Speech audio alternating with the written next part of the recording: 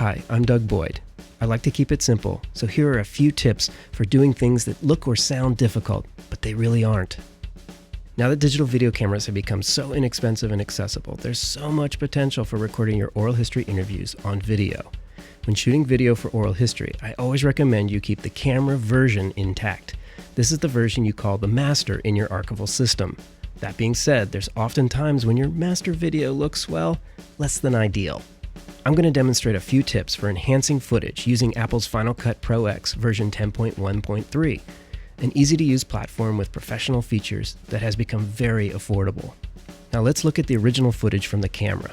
The first thing I notice in the shot is the wrinkled background. Next, the interviewee's color seems muted, lacks vitality. Finally, I notice the videographer overlooked the fact that the video frame included the edge of the backdrop. Ouch. No problem. Let's fix that first.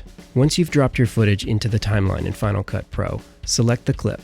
Fortunately, we can easily hide the edge of the backdrop by slightly zooming in on your footage. If it's shot in high definition, minor zoom will not affect the image quality. All you do is select Transform. You grab the edges and you drag. You want to make sure you're not cutting something out of the frame.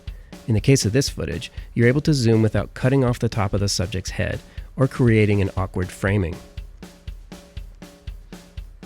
Next, the wrinkles. Since the wrinkled backdrop is black, we're in luck. We can use one of the key filters to adjust the color of the background while minimizing the impact of that color adjustment on the person being interviewed. In Final Cut Pro X, select Effects and navigate to the keying effects. In this case, I'm choosing the Luma keying because it's a black backdrop. By hovering over the effect, you can preview the result. Then, drag the effect onto the clip. Finally, you can adjust the parameters of the effect.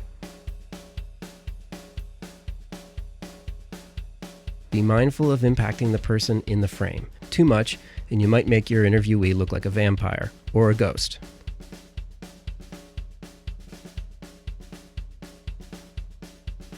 Once you're happy with the result, it's on to the next thing. As I said before, the interviewee on video could use a little color in his face. I assure you, he had a lot of color in his face in person. He was shot with a minimal light setup in less than ideal conditions.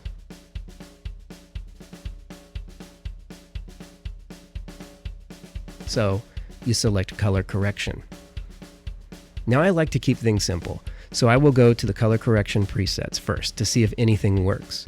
Many will not work and will make your video look really funky. Assuming funky is not your goal, we keep looking.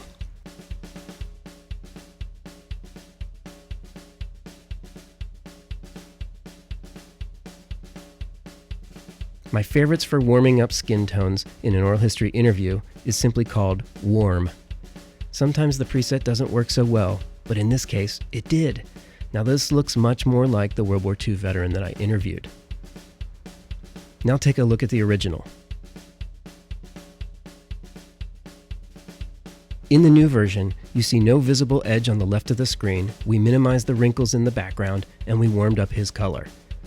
To review, we used the Transform tool to zoom in on the footage to minimize the distraction in the background.